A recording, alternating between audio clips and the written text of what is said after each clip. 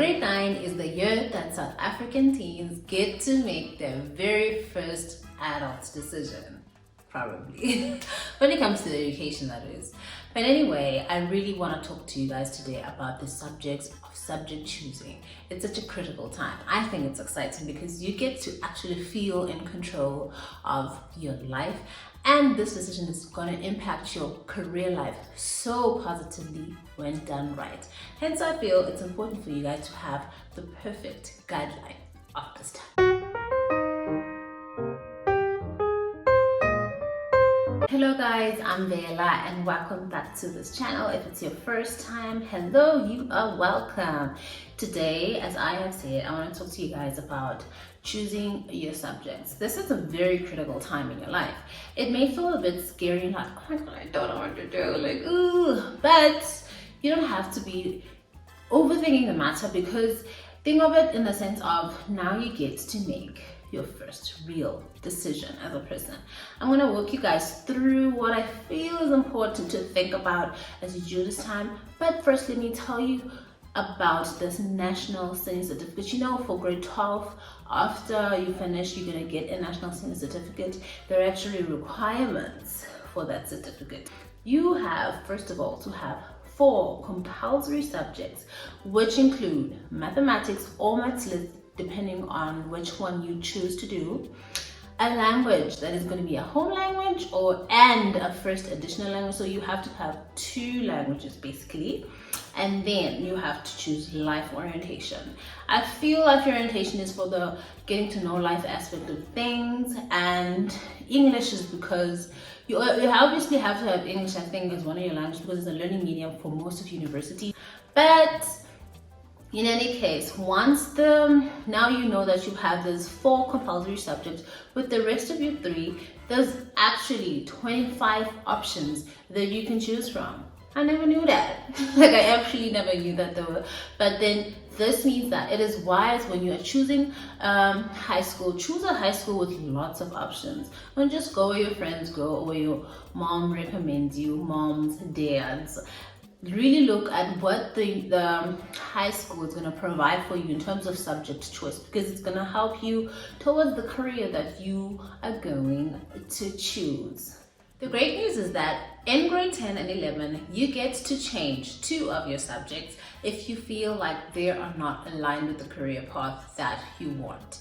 As we talk today about career paths, maybe you'll see that, okay, fine, I'm more into the medical stream or law stream and the subjects are really not helping. Then you can actually choose. But what I do not recommend is jumping around because you have the option, so why not? That's not actually wise. But always choose subjects that are going to keep your options wide, which is something that really is going to help your career choice become a bit easier, because remember, you're 15, 16, and you may change your mind. So having your options wide is always the best option to take.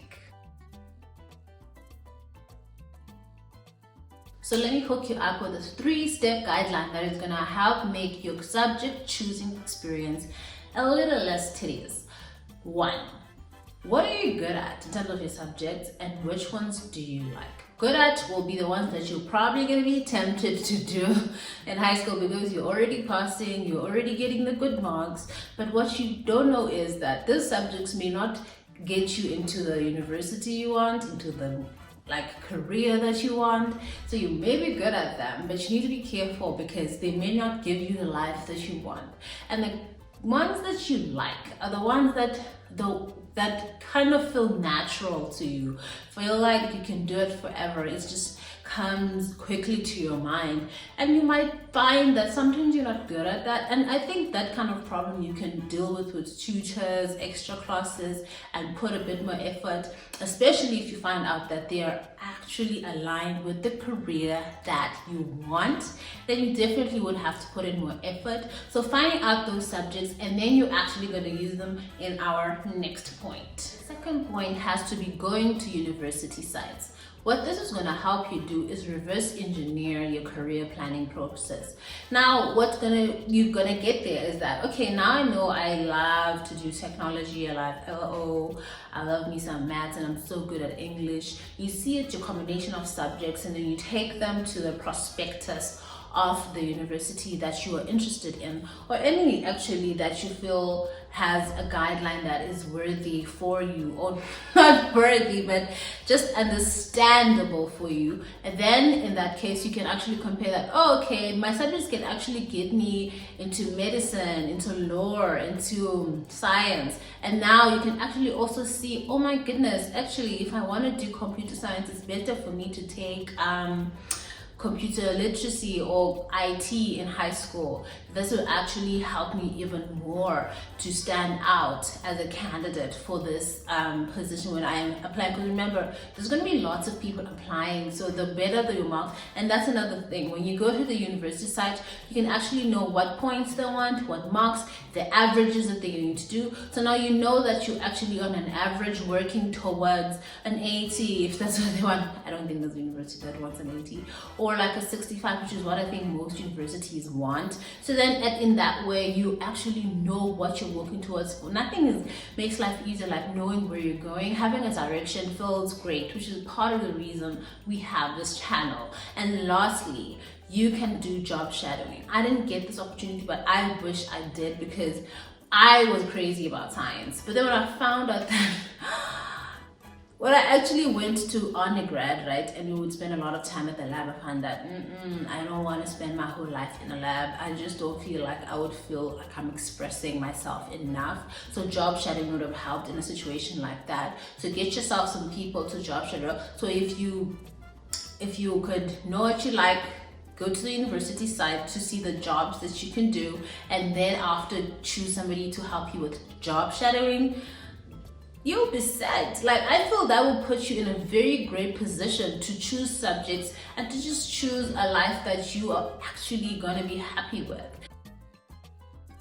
Okay, so if you're still not feeling confident, or you just want to be sure and you want to talk to somebody, actually the South African Qualifications Authority, together with the Department of Higher Education and Learning, actually have a lot of services that they provide online. I think I'm going to link below the service. They have cell phone numbers, they have online systems to help, and also they broadcast on radio. They have days where they broadcast about career choices in 9 official languages.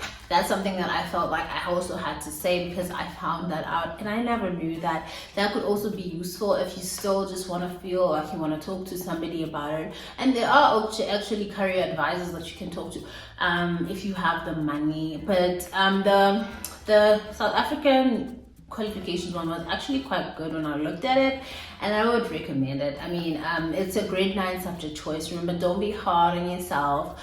We learn forward in life. We fall forward. There's no such thing as falling backwards, because at the end of the day, you have a written destiny and you will get there. And remember, it is not what you know, it's what you do with what you know.